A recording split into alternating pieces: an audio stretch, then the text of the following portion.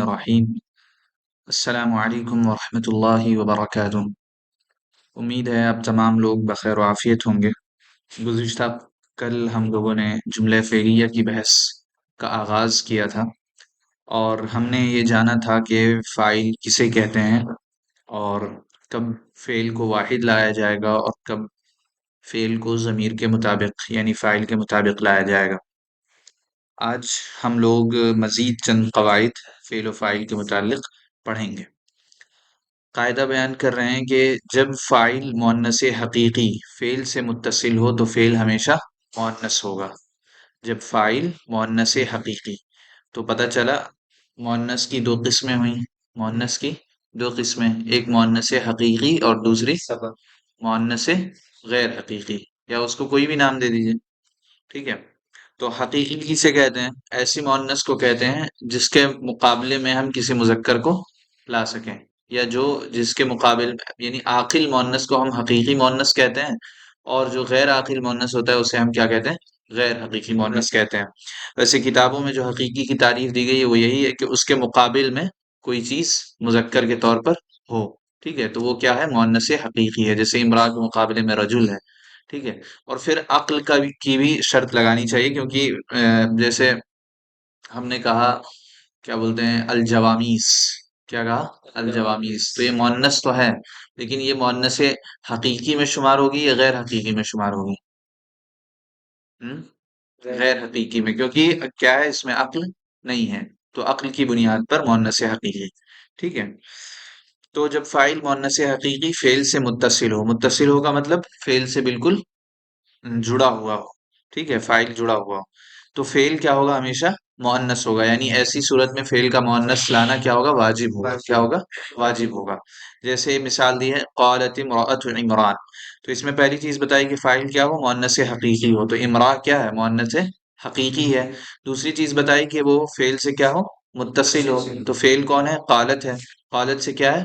امرأة جڑا ہوا ہے، تو لہٰذا اب قالہ کا مؤنث ہونا واجب ہو جائے گا، لہٰذا کہا قالت امرأة عمران۔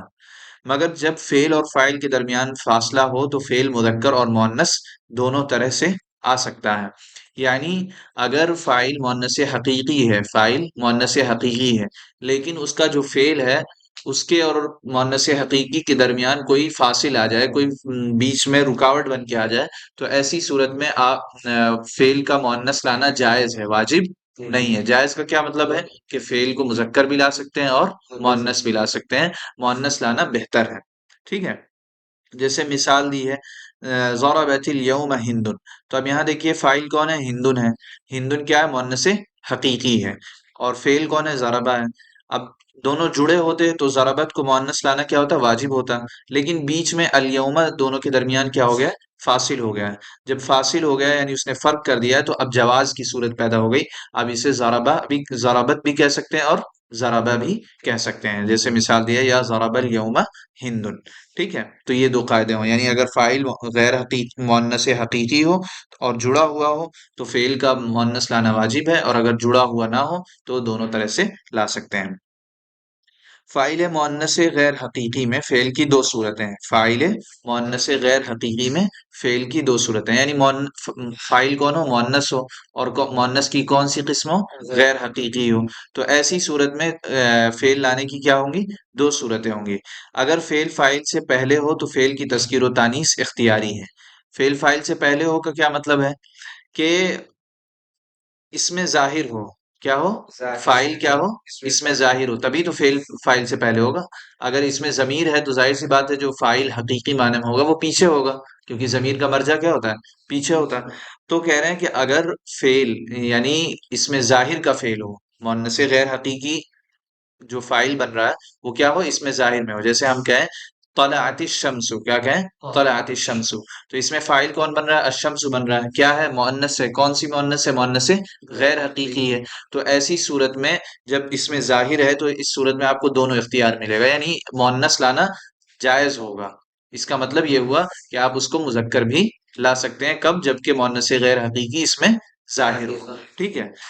اسی کو دوسرے طریقے سے یہاں پہ کہا گیا کہ اگر فعل فاعل سے پہلے ہو تو فعل کی تذکیر و تانیث اختیاری ہے، تو ہم اسے طلع الشمس بھی کہہ سکتے ہیں اور طلعت الشمس بھی کہہ سکتے ہیں. کیوں کہہ سکتے ہیں؟ کیونکہ فاعل مؤنث ہے. کون سی مؤنث ہے؟ غیر حقیقی مؤنث ہے. اور فاعل کون سا ہے؟ اس میں ظاہر ہے. کیا ہے؟ تو ایسی صورت میں غیر حقیقی مؤنث ہونے کی صورت میں فعل کو مذکر بھی لا سکتے ہیں اور مؤنث بھی لا سکتے ہیں. قرآن مجید میں ہے جمع الشمس والقمر.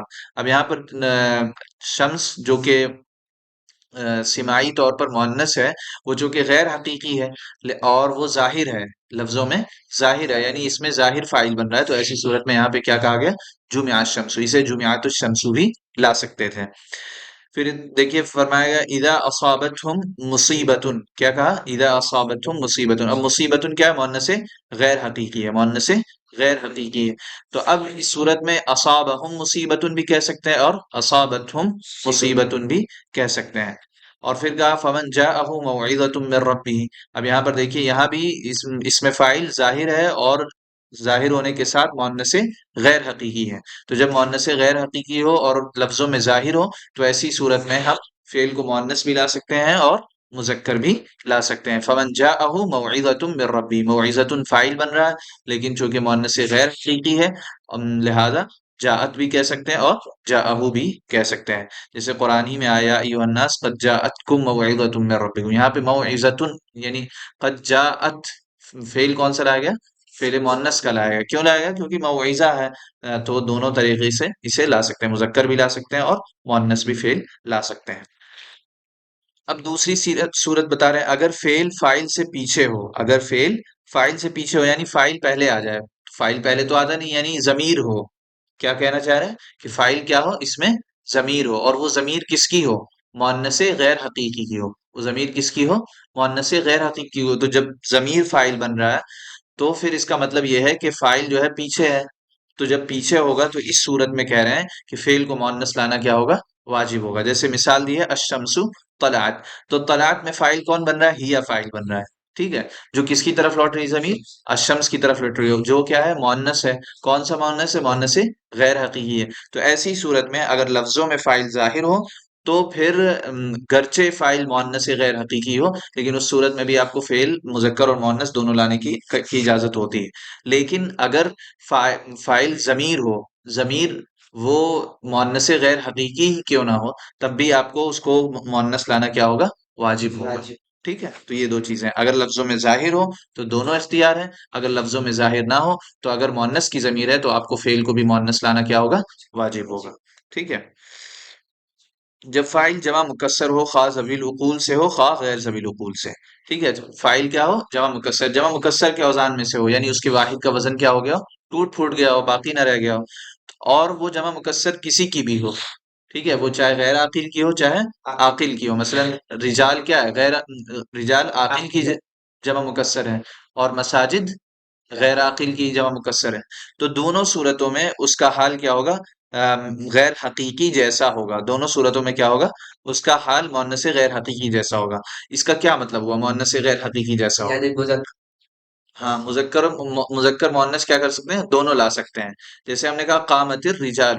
تو اب الرجال کو جب ہم نے مؤنث غیر حقیقی مانا تو قامت الرجال بھی کہہ سکتے ہیں کیونکہ ہم اسے مؤنث مان رہے ہیں. کیا مان رہے ہیں؟ جمع مکسر کو ہم کیا مان رہے ہیں؟ مؤنث مان رہے ہیں. مؤنث غیر حقیقی مان رہے ہیں تو ہم اسے مؤنث بھی لا سکتے ہیں. جیسے الشمس طلعت الشمس میں ہم نے کیا. اور اسے چونکہ ہم غیر حقیقی مؤنث مان رہے ہیں تو جیسے طلعت الشمس میں ہم طلع الشمس بھی کہہ سکتے ہیں. اسی طرح ہم یہاں بھی کیا کہہ سکتے ہیں؟ قام الرجال بھی کہہ سکتے ہیں. ٹھیک ہے. تو یہ چیز ہے جمع مکسر میں خواہ وہ عاقل کی جمع مکسر ہو یا غیر عاقل کی جمع مکسر ہو. قامت الرجال قام الرجال ذهبت الايام ذهب الايام. مگر یہاں فعل فاعل سے پیچھے ہو تو الرجال قاموا بھی کہہ سکتے ہیں. بس فرق کیا ہے؟ اگر مؤنث غیر حقیقی ہے اور وہ لفظوں میں ظاہر نہیں ہے تو اس صورت میں آپ کو فعل کو مؤنث لانا کیا ہو جاتا ہے؟ واجب ہو جاتا ہے. لیکن جب جمع مکسر ہو جسے ہم کیا مانتے ہیں؟ مؤنث غیر حقیقی کے درجے میں مانتے ہیں. اس صورت میں فرق یہ ہے کہ اگر لفظوں میں ظاہر نہ ہو وہ فاعل تو ہم اس صورت میں اس لفظ کی رعایت بھی کر سکتے ہیں. اس لفظ کے تذکیر و تانیث کی رعایت بھی کر سکتے ہیں. جیسے ہم نے کہا مساجد. کیا کہا؟ مساجد. تو ہم نے کہا مساجد قامت. کیا کہا؟ مساجد قامت کہا. یا مساجد ہم نے کہا الرجال ہم نے کہا، الرجال کو ابھی تک ہم مؤنث غیر حقیقی مان رہے تھے، تو اس صورت میں ہمیں کہنا چاہیے تھا الرجال قامت واجبی طور پہ، لیکن چونکہ یہ جمع مکسر ہے تو ہم اسے دیکھ سکتے ہیں کہ یہ مذکر ہے یا مؤنث ہے، واحد ہے کہ جمع ہے تو ہم کہہ سکتے ہیں الرجال قاموا، ٹھیک ہے، الرجال قاموا بھی کہہ سکتے ہیں، الرجال قمنا بھی کہہ سکتے ہیں، ٹھیک ہے، کیونکہ جو جمع مکسر ہوتا ہے اس میں دو لفظ کو پوشیدہ مانتے ہیں، کیا مانتے ہیں؟ دو لفظ کو پوشیدہ، اگر آپ اسے مؤنث مان رہے ہیں تو مانتے ہیں کہ جماعت پوشیدہ ہے، جیسے ہم کہتے ہیں قامت جماعت الرجال، کیا کہتے ہیں؟ قامت جماعت الرجال، تو جماع کے لحاظ سے قامت ہو گئے، لیکن اگر ہم کہہ رہے ہیں قامت رجال تو یہ کہیں گے قام جمع الرجال، قام جمع الرجال، جمع مؤنث ہے، جمع مذکر ہے، تو جب آپ مؤنث لا رہے ہیں تو اس کا مطلب جماع کو پوشیدہ مان رہے ہیں، مذکر لا رہے ہیں تو جمع کو پوشیدہ مان رہے ہیں، اسی طرح الرجال قاموا جب آپ کہہ رہے ہیں تو کہہ رہے ہیں جمع الرجال قاموا، جب آپ کہیں گے الرجال قمنا تو اس کا مطلب ہوگا آپ کہہ رہے ہیں جماعت الرجال قمنا، ٹھیک ہے، تو یہ ہوگا فائل آج یہیں تک رکھتے ہیں، دو ہی بچے ہیں، ٹھیک ہے، انشاءاللہ آگے کا سبق آئندہ پورا کریں